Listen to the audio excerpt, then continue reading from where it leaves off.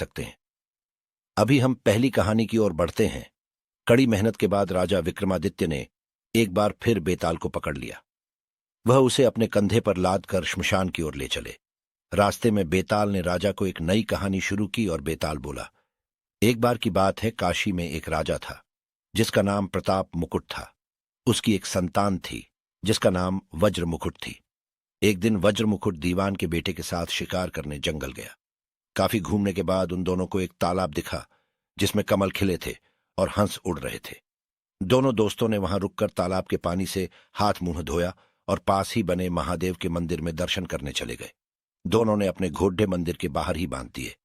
फिर जब दोनों दोस्त दर्शन करके मंदिर से बाहर निकले तो उन्होंने देख कि तालाब में एक राजकुमारी अपनी सहेलियों के साथ स्नान करने आई है। राजकुमारी को देखकर राजकुमार काफी खुश हुआ।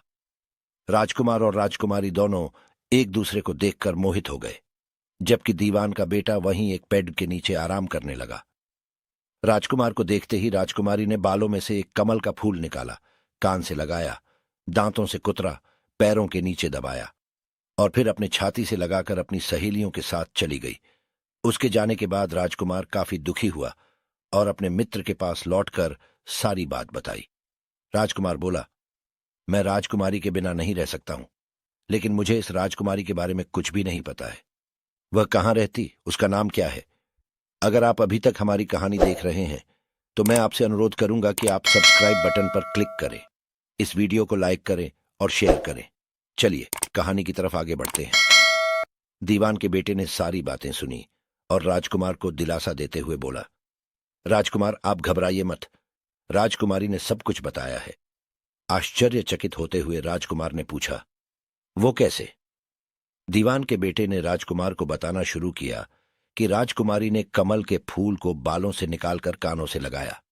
यानी राजकुमारी का कहना है कि वह कर्नाटक से है। दांत से फूल को कुतरा, मतलब उनके पिता का नाम दंतावट है। फूल को पांव से दबाने का मतलब था कि राजकुमारी का नाम पद्मावती है, और फूल को सीने से लगाने का मतलब था कि अब आप उनके हृदय में बस चुके हैं। यह सब सुनते ही राजकुमार बहुत ज्यादा खुश हो गया। खुश होते हुए राजकुमार ने दीवान के बेटे से कहा कि मुझे कर्नाटक जाना है, मुझे वहां ले चलो। दोनों दोस्त कई दिनों तक घूमते फिरते कर्नाटक पहुंचे। जब वो दोनों राजमहल के निकट पहुंचे तो उन्हें एक चरखा चलाती बुजुर्ग महिला दिखी। महिला को देखते ही दोनों घोड़े से उतरे और उसके पास जाकर कहा, माई, हम दोनों व्यापारी हैं, हम बहुत दूर से आए हैं, हमारा सामान अभी तक आया नहीं है, कुछ दिनों में हमारा सामान भी पहुंच जाएगा। हम दोनों को बस रहने के लिए थोड़ी सी जगह चाहिए। उनकी बातें सुनकर बुजुर्ग महिला की ममता जाग उठी।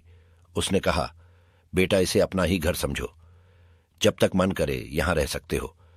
इसके बाद दोनों उसके घर में रहने लगे। इसी बीच दीवान के बेटे ने उस महिला से पूछा, आप क्या काम करती हैं माई? आपके यहां कौन कौन रहता है? आप कैसे अपना गुजर बसर करती हैं? इन सारे सवालों का जवाब धीरे धीरे उस महिला ने देना शुरू किया। उसने कहा, मेरा एक पुत्र है जो राजा के यहां नौकरी करता है। मैं राजा की पुत्री पद्मावती की दासी थी। बूढ़ी हो गई हूं, इसलिए घर में ही रहती हूं। महाराज खाने को दे देते हैं और पूरे दिन में एक बार राजकुमारी से मिलने चली जाती हूं। इतना सुनते ही राजकुमार ने बूढ़ी औरत को कुछ धन दिए और राजकुमारी तक संदेशा पहुंचाने को कहा। राजकुमार ने उस बूढ़ी महिला को कहा, माई, कल तुम जब राजकुमारी के पास जाओ तो उनसे कहना कि जेठ सुधी पंचमी को तुम्हें नदी के पास जो राजकुमार मिला था वो तुम्हारे राज्य में आ गया है। अगले दिन वो बूढ़ी औरत राजकुमार का संदेश लेकर राजकुमारी के पास गई। उस महिला की बात सुनते ही राजकुमारी गुस्सा हो गई। उन्होंने हाथों में चंदन लगाकर उस महिला के गाल पर तमाचा मारते हुए कहा, मेरे घर से निकल जाओ। बूढ़ी औरत ने घर लौटकर राजकुमार को सारी बातें बताई। महिला की बातें सुनकर राजकुमार चौंक गया। फिर राजकुमार के मित्र ने राजकुमार को धैर्य बंधाते हुए कहा, राजकुमार आप चिंतित न हो, राजकुमारी की बातों को समझने की कोशिश करें। ध्यान दें कि राजकुमारी ने उंगलियों को सफेद चंदन में डुबोकर गाल पर मारा है। इसका मतलब अभी कुछ दिन चांदनी के हैं, उनके खत्म होने के बाद अंधेरी रात में मिलूंगी। कुछ दिनों बाद बूढ़ी महिला फिर राजकुमारी के पास संदेशा लेकर पहुंची। इस बार राजकुमारी ने केसरी रंग में 3 उंगलियां डुबोकर बूढ़ी महिला के मुंह पर मारते हुए कहा, भागो यहां से। फिर उस महिला ने आकर राजकुमार को सारी बातें बताई। राजकुमार यह सुनकर बहुत दुखी हुआ। इस पर दीवान के बेटे ने राजकुमार से कहा, इसमें दुखी होने की कोई बात नहीं है राजकुमार। राजकुमारी ने कहा है कि अभी उसकी तबीयत ठीक नहीं है, तो इसलिए 3 दिन और रुक जाओ। 3 दिन बाद वो बूढ़ी महिला फिर राजकुमारी के पास जा पहुंची। इस बार फिर से राजकुमारी ने उस महिला को फटकारा और पश्चिम की खिड़की से बाहर जाने के लिए कहा। वो महिला फिर से राजकुमार के पास गई और सारी कहानी सुनाई। तब दीवान के बेटे ने राजकुमार को समझाते हुए कहा कि मित्र राजकुमारी ने आपको उस खिड़की की तरफ बुलाया है। राजकुमार ये सुनते ही खुशी से उछल पड़ा। उसने बूढ़ी महिला के कपड़े पहनकर नारी का भेष धारण किया, इत्र लगाया और हथियार बांधकर राजकुमारी से मिलने चल पड़ेढ़ा। राजकुमार महल पहुंचा और खिड़की के रास्ते राजकुमारी के कमरे में पहुंच गया। राजकुमारी वहां पर तैयार थी और राजकुमार का इंतजार कर रही थी। राजकुमार जैसे ही कमरे में गया, उसकी आंखें खुली की खुली रह गईं। राजकुमारी के कमरे में कई महंगी चीजें रखी थीं। रात भर राजकुमार और राजकुमारी साथ ही रहे। फिर जैसे ही दिन निकलने को आया, राजकुमारी ने उस राजकुमार को सबसे छिपा दिया।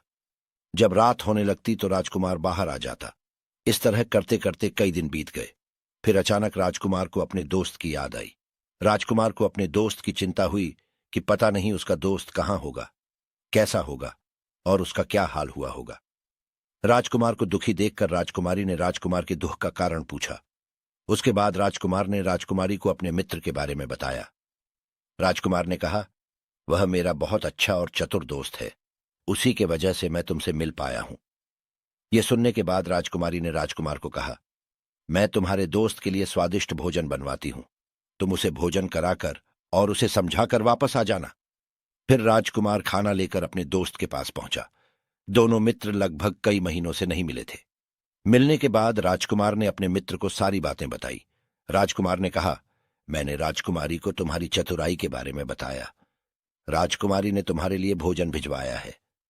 यह सब सुनकर दीवान का बेटा सोच में पड़ी डिश गया। उसने राजकुमार से कहा कि यह तुमने ठीक नहीं किया। राजकुमारी समझ गई है कि जब तक मैं तुम्हारे साथ हूं तब तक वह आपको अपने बस में नहीं रख सकेगी, इसलिए उन्होंने इस खाने में जहर डालकर भेजा है। यह कहते ही दीवान के बेटे ने उस खाने से एक लड्डू लेकर सामने बैठे एक कुत्ते को दिया। लड्डू खाते ही कुत्ते की मृत्यु हो गई। यह देखते ही राजकुमार को बहुत बुरा लगा। उसने कहा कि ऐसी औरत से भगवान रक्षा करे, अब मैं उस राजकुमारी के पास नहीं जाऊंगा। अगर आप अभी तक हमारी कहानी देख रहे हैं तो मैं आपसे अनुरोध करूंगा कि आप सब्सक्राइब बटन पर क्लिक करें, इस वीडियो को लाइक करें और शेयर करें। चलिए कहानी की तरफ आगे बढ़ते हैं। दीवान के बेटे ने राजकुमार से कहा, नहीं, अब कुछ ऐसी तरकीब निकालनी चाहिए जिससे कि हम उसे साथ में अपने घर ले जा सके। आज रात तुम वहां जाओ और जब राजकुमारी सो रही हो तब उसकी बाईं जांघ पर त्रिशूल का निशान बना देना, फिर उसके गहने लेकर आ जाना। राजकुमार ने अपने मित्र की बात सुनी और उसके कहे अनुसार ही किया। फिर दीवान के बेटे ने योगी का भेष धारण कर लिया। उसने राजकुमार से कहा कि तुम इन गहनों को बाजार में बेच दो। अगर कोई पकड़ ढे तो कहना मेरे गुरु के पास चलो और उसे मेरे पास ले आना। राजकुमार वो गहने महल के पास एक सुनार के पास ले गया। सुनार ने गहनों को देखते ही पहचान लिया और राजकुमार को कोतवाल के पास ले गया। कोतवाल ने राजकुमार से सवाल पूछे तो राजकुमार ने कहा, ये गहने मुझे मेरे गुरुजी ने दिए हैं। यह सुनने के बाद कोतवाल ने गुरु यानी दीवान के बेटे को भी पकड़े लिया और राजा के दरबार में ले गया। राजा ने पूछा, योगी महाराज, आपको ये कीमती गहने कहां से मिले? योगी का भेष धारण किए हुए दीवान के बेटे ने कहा, महाराज, मैं श्मशान में काली चौदस को डाकिनी मंत्र प्राप्त कर रहा था कि मेरे सामने डाकिनी आई। मैंने उसके जेवर उतार लिए और उसकी बाईं जांघ पर त्रिशूल का छाप बना दिया। यह सुनते ही राजा महल में गया और उसने रानी को कहा कि पद्मावती की बाईं जांघ देखे कि कहीं राजकुमारी के जांघ पर त्रिशूल का छाप तो नहीं है। राजा की बात सुनते ही रानी ने देखा और सच में राजकुमारी की बाईं जांघ पर त्रिशूल का निशान था। यह जानकर राजा बहुत दुखी हुआ। फिर राजा योगी के पास गए और कहा कि योगी बताओ, धर्मशास्त्र में बुरी औरतों के लिए क्या सजा है? योगी ने उत्तर दिया, ब्राह्मण, राजा, गऊ, औरत, पुरुष और अपने राज्य में रहने वाले किसी से भी कोई बुरा काम हो जाए तो उसे राज्य से बाहर निकाल देना जाना चाहिए। यह सुनते ही राजा ने पद्मावती को जंगल भेज दिया। वहां राजकुमार और दीवान का बेटा मौके के इंतजार में बैठे थे।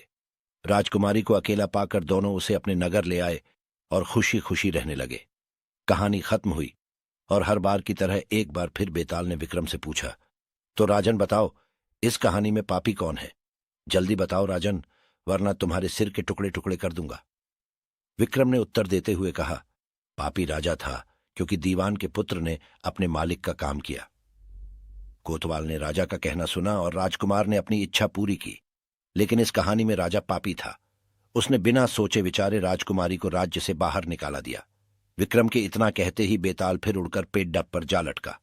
कहानी से सीख, हमेशा बुद्धि का इस्तेमाल करके ही फैसला लेना चाहिए, वरना कोई भी भ्रमित करके कुछ भी करवा सकता है।